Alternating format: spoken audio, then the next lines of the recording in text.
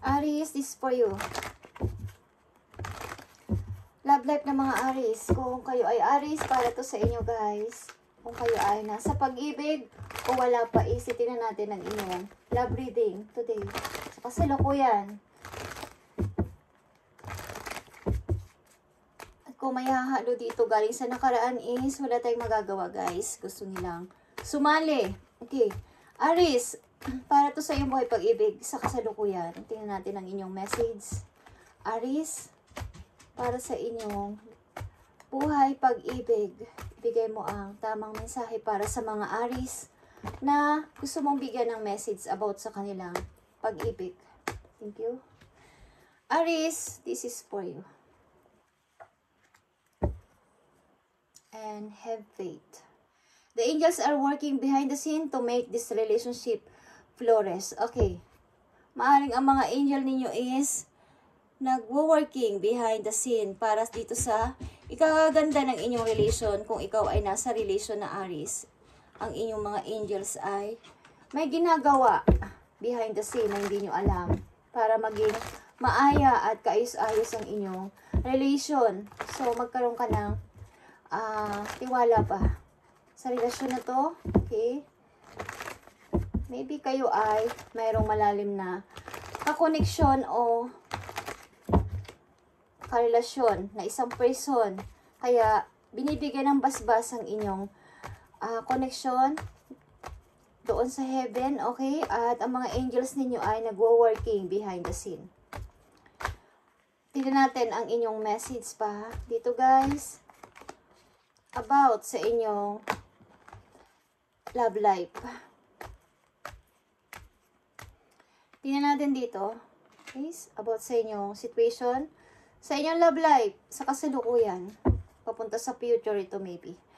At yeah guys, Page of Swords is here. Maaaring may mga umaaligid-aligid sa inyong hindi nyo nalalaman. May nag-i-stalk sa inyo. Okay?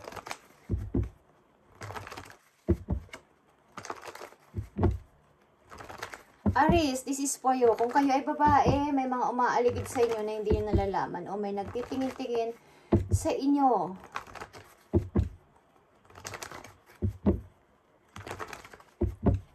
Tingnan natin ang about sa inyong pag-ibig. Aries, Aries. Message for Aries sa kanilang pag-ibig. Love message. Titingnan natin to guys. Ang inyong message. Kayo ay busy. Busy person. Trabaho dito, trabaho doon. Sobra magtrabaho. Kaya tingnan natin guys ang inyong message dito sa kabilang side. Overthinking. Ang ilan sa inyo sag-overthinking dito sa relation na to, playing negative scenarios in your head is creating issues which weren't there at first. Okay. Wala naman tong kahalagahan o kahantungan guys kung kayo mag-overthinking dito sa inyong kakoneksyon. So, kung kayo ay nasa relation na Aries is huwag kayong mag-overthinking o huwag kayong mag-isip ng kung ano-ano about sa inyong kakoneksyon o kapartner. Maaring kayo nagsiselos o vice versa. Guys, okay, huwag kayong mag-overthinking.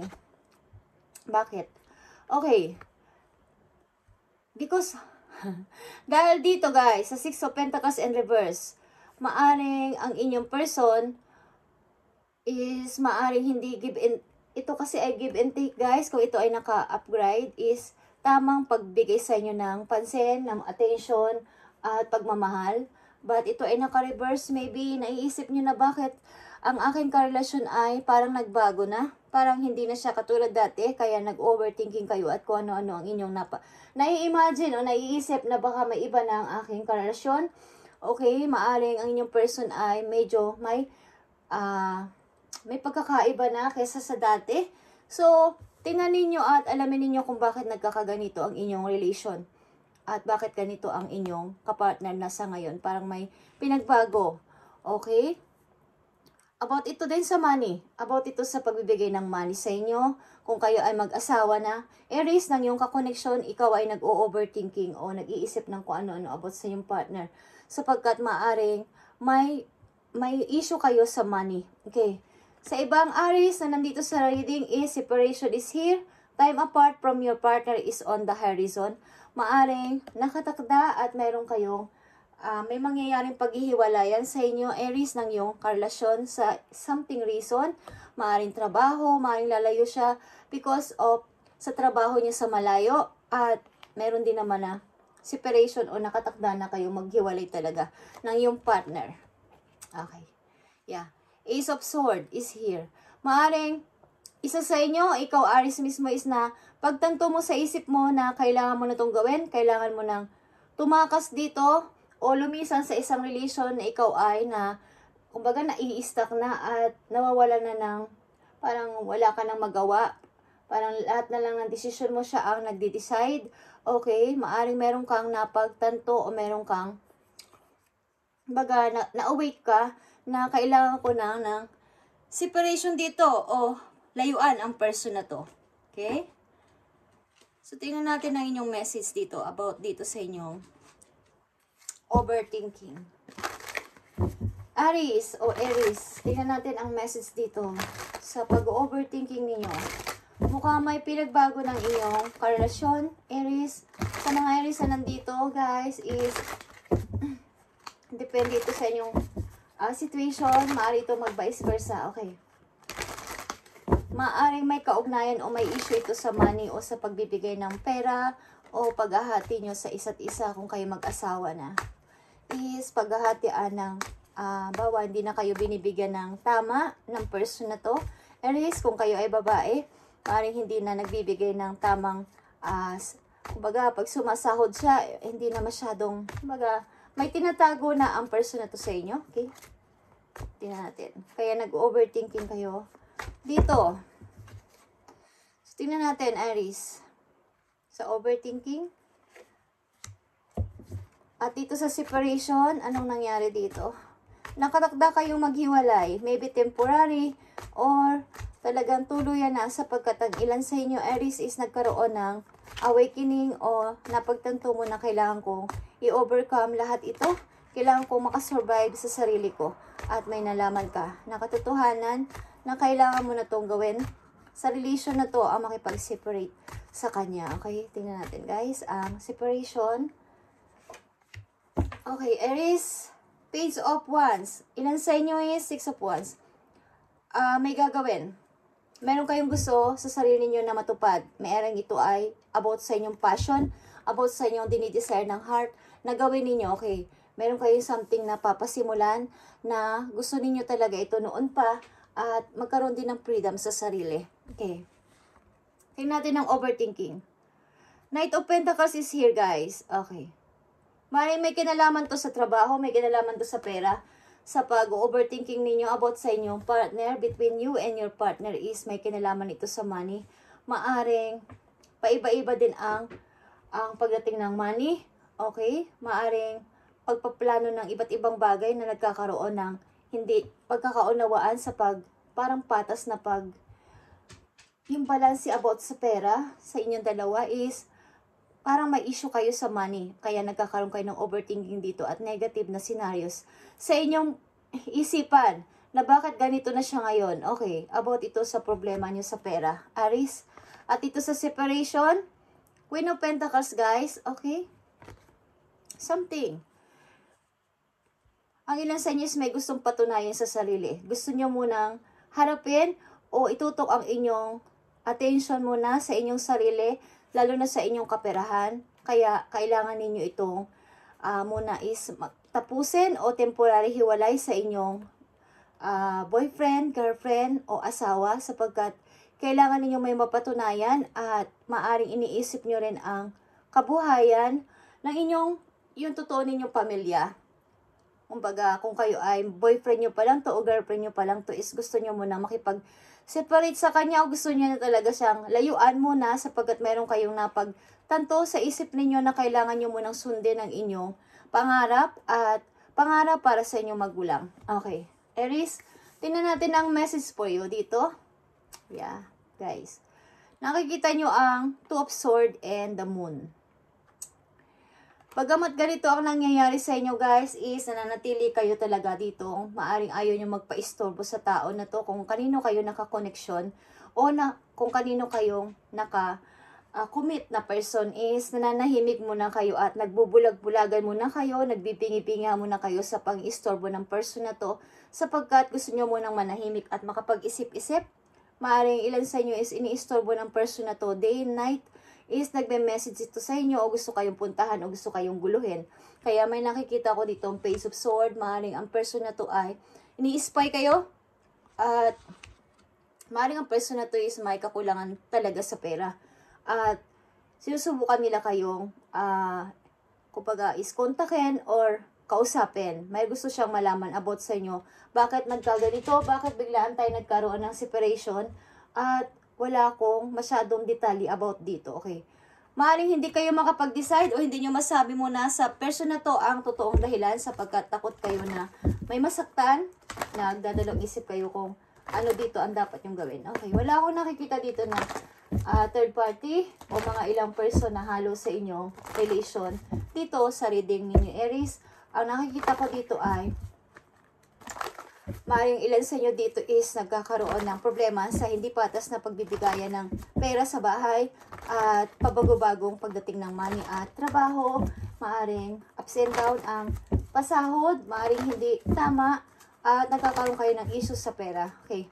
Ang ilan sa inyo dito is sinusubukan nyo muna makipag-separate sa inyong partner.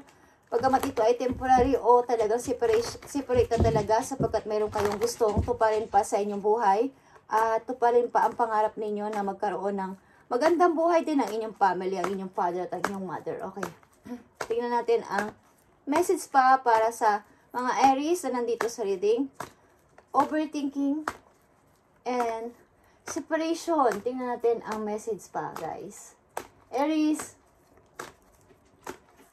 maaaring meron kayong muni-munihan na hindi lang dito sa relation na to dapat ako mag-focus. Kailangan ko munang sundin muna ang aking sarili sa ngayon para sa aking mga desire, sa aking passion at sa mga gusto kong gawin para sa kakaunlad ko sa aking buhay, lalo na sa kaperahan at pag-unlad. Okay, at matupad ko pa rin ang goal ko na matulungan ko ang aking mga magulang. Okay, tingnan natin, guys. Message for Aries.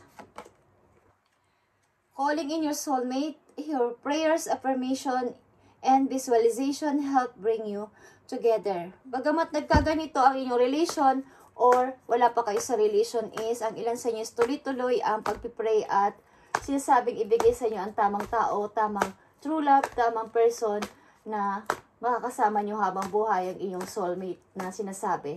Okay, na ibigay sa inyo ni Lord ang tamang person. Okay, tingnan natin ang message pa para sa mga Aries about sa inyong buhay pag-ibig. Thank you. Okay, flirt is here, Aries. Extend your light-hearted energy to others. Ang ilan sa inyo dito sa nasa reading is maaring nawawalan na ng gana muna sa pag-ibig at nawawalan ng passion about sa usaping pag-ibig sapagkat kayo ay nakapokus ngayon sa inyong trabaho at sa inyong kaperahan. Okay, at pagpapaunlad sa sarili. Okay, maaring kung kayo naghahanap o natatanong nyo sa sarili nyo, bakit ang tagal dumating ng aking pinapangarap na person is, minsan is, tumingin kayo sa salamin at i-improve ang inyong sarili pa, okay? Na huwag masyadong tutok sa trabaho. Bigyan nyo ng attention, lumabas-labas kayo minsan with friends, okay? Lumabas-labas kayo minsan with friends, sumama kayo sa mga party-party pag mayroong mga invitation sa inyo ng mga loyal friend ninyo. Minsan-minsan, kahit hindi naman sa araw-araw, okay? Bigyan niyo ng time ang inyong sarili, okay? Malamang at sa malamang is talagang gusto nyong masungkit ang isang napakagandang opportunity na matagal nyo nang pinapangarap, Aries. Okay. Tingnan pa natin ang message para sa inyo. Message for Aries sa kanilang buhay pag-ibig. Ano ang gusto mong sabihin sa mga Aries dito sa overthinking? Tingnan natin, guys. Aries, Overthinking. Nandito ang overthinking. Spirit Angels, ibigay mo ang tamang message sa mga Aries. Ano ang gusto mong sabihin o advice o paalala about sa overthinking? Thank you. Yeah. Overthinking is overthinking. Mental conflict. Nagkakaroon talaga kayo ng pag-overthinking about dito sa situation na to, sa problema ninyo sa hindi patas na pagbibigay sa inyo ng bawa is, kumbaga, hindi naman sobrang madami ang sahod, pero gusto nyo is patas lang at ibigay sa inyo ang tama, sapagkat maybe ang ilan sa inyo sa kabilang side na to is mag-asawa at hindi okay ang pagbibigay sa inyo ng inyong asawa ng sahod o ng, kumbaga, allowance, or kahit di pa kayo mag-asawa is hindi patas din ang pagtrato sa inyo. Parang nawawala na siya ng attention sa inyo, okay? So, tingnan natin ang separation. Ibigay mo ang tamang mensahe, advice, o paalala about dito sa separation. Tingnan natin. Aries, ang separation. Okay. Ilan sa inyo overthinking talaga. Ang dami iniisip about dito. Okay. Tingnan natin, Aries, ang separation. Thank you. Separation is spiritual union. Okay. Like I said, kahit kayo ay nag-separate, maaaring kayo ay temporarily separate ng person na to. At ito ay soulmate, guys. Two of Cups. Ito ay kayo ay soulmate ng person na to. Deep connection ito na kahit kayo ay magkalayo, mirroring each other at hindi kayo nagkakalayo ng mga iniisip. Minsan nakakakitaan kayo sa panaginip at telepathy ito, guys. Okay, nagkakakitaan kayo sapagkat kayo ay pareho ng soul. Baga magkatugtong ang inyong puso. Okay, magkatugtong ang inyong puso, ang inyong soul. Okay, kumbaga kahit magkalayo kayo is, nangyari dito, maybe tinupad nyo lang o tutuparin nyo lang ang inyong pangarap at maaaring mayroon kayong ugnayan sa isa't isa kahit kayo magkalayo at maaaring nagkakaintindihan kayo sapagkat meron kayong dream, meron din siyang dream na dapat tuparin at nagkakaunawaan kayo. Okay? Kayo ay magkikita at magkikita pa rin sapagkat kayo ay soulmate Aries ng person na to. Okay?